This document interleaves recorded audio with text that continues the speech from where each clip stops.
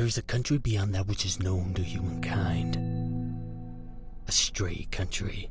A country that exists west of October, whose borders are somewhere between midnight train whistles and the distant howl of a dog.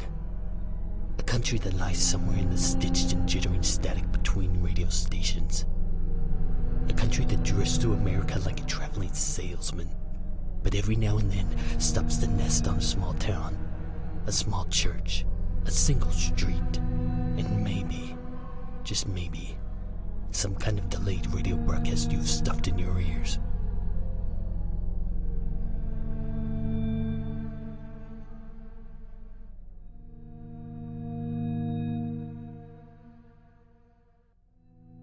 Chapter 9. Where is Mary Brogan's cigarette?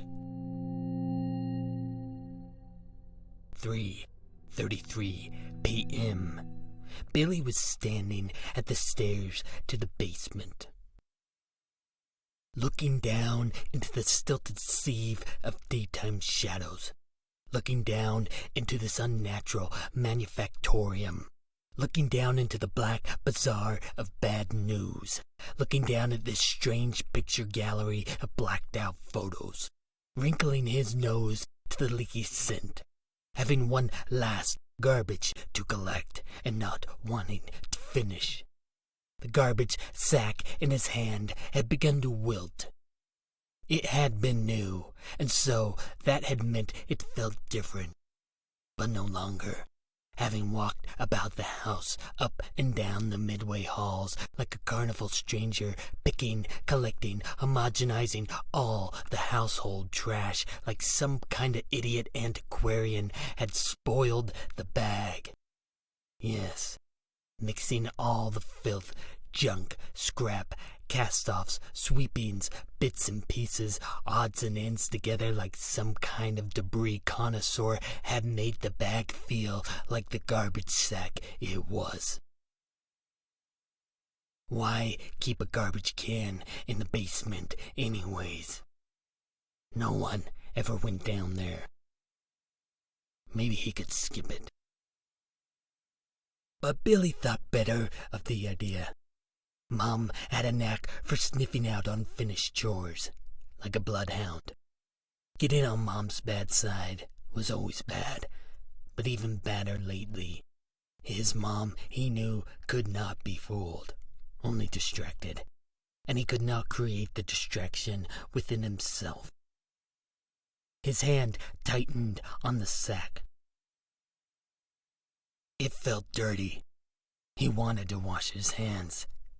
He went down the stairs. The basement was full of old things, never used things, at least by anyone left alive, but full of old things belonged to someone somewhere. Mostly furniture, covered in white sheets, parodies of the costume ghost, like they were mocking the dead men that had lounged in them in life. Of course, under the fabricated shadows only manufactured by suburban basements, the sheets looked burnt match black.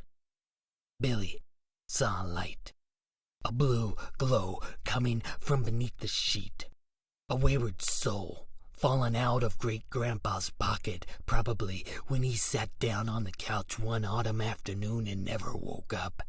Yes, Billy had heard this story many times, but had never searched the cushions. But down there, with gum wrappers and copper pennies and old cigar bands, there had littered the soul of Great-Grandpa. And now, here, today, woken up. The blue light blinked beneath the sheet. Billy could not move. The blue light flickered. Billy's heart ramped up production.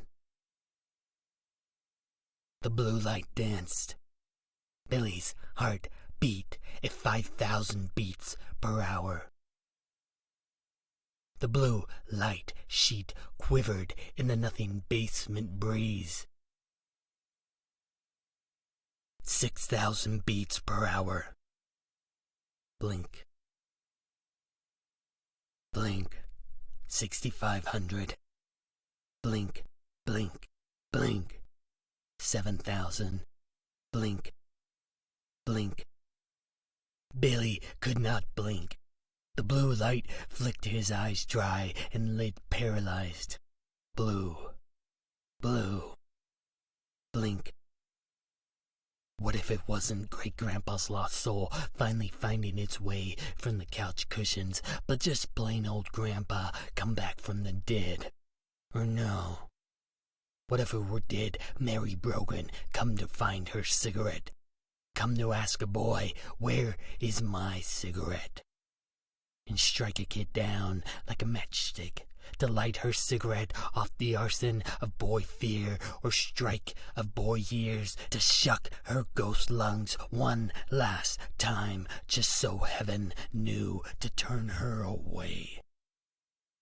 Billy stood very, very still, wanting to run very, very bad. Horse shit, came a whisper beneath the sheet. Jack? A sheet was thrown back like a gunslinger's poncho. A brother's face sparkled like a revolver. Shh, quiet. You want to blow my cover? The television screen was lit. Game over. Billy looked back to a brother. Blow your cover? What? Are you a spy? Hell, Billy, I might as well be behind the Iron Curtain here. You know if Mom finds me. You got off soccer early? Jeez, bud. Billy, clue up. Ain't soccer season. Billy looked at the setup. An old TV. A second Nintendo, all underneath a white sheet. Volume tuned to levels only discernible by dogs in far countries. I just tell Mom I got soccer, Jack explained. I borrowed Freddie's old uniform. Go around the block, hop Helen Allison's fence, come in the back door, come down here and play Nintendo. What about the money? The money Mom and Dad gave me for soccer? Jack smiled and lifted an old blanket, peeling back the layers on a cache of games. It went to soccer, see? Jack held up a cartridge. And football and basketball and ice hockey, look. How do I know I can trust you? Billy licked his lips. You can trust me. Yeah, but I can't have Mom following you down here. You're gonna tip her off. I will not. Jack raised his hands to calm a brother's voice. He got quiet, listened for the telltale sign of parental movement above. After 10 seconds of listening to the silence, Jack spoke on.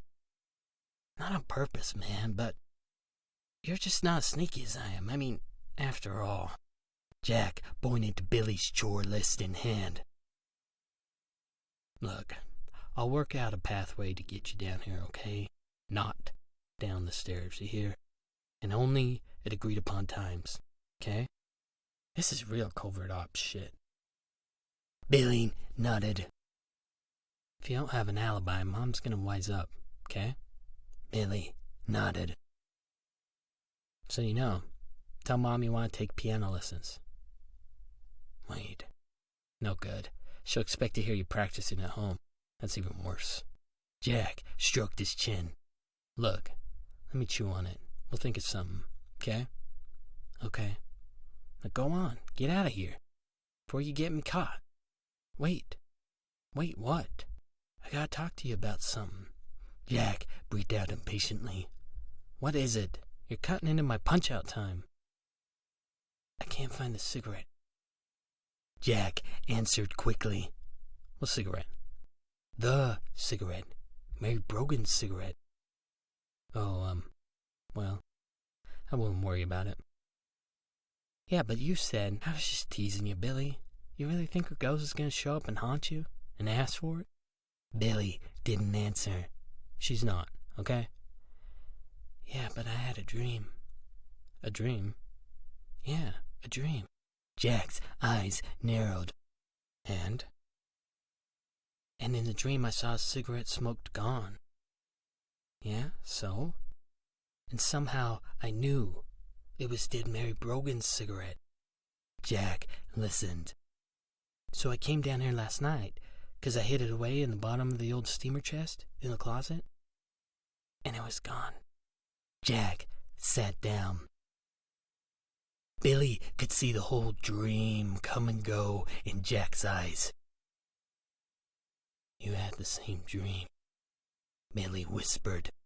Jack didn't say a thing. Billy didn't need him to. Outside, the boys heard the wind stringing up the leaves and making them dance like puppets. Jack, how's I supposed to know? I mean, just 'cause a lady dies holding a cigarette doesn't make it any different. What did you do with that cigarette? That can't change a thing. A cigarette held by a living hand doesn't make it more alive or anything. Jack, they're all made by cigarette rolling machines anyways. Not like a hand ever touches them. Probably all made in the same factory. All the same goddamn thing. Like a dollar bill. They aren't any different no matter how many people touch it. Jack, hell, I mean, you and I probably took dollar bills to the arcade held by dead men and women. Probably bought candy with dollar bills used to buy drugs. Jack! Jack looked at Billy. What did you do with the cigarette? Jack chewed on his lip. I sold it.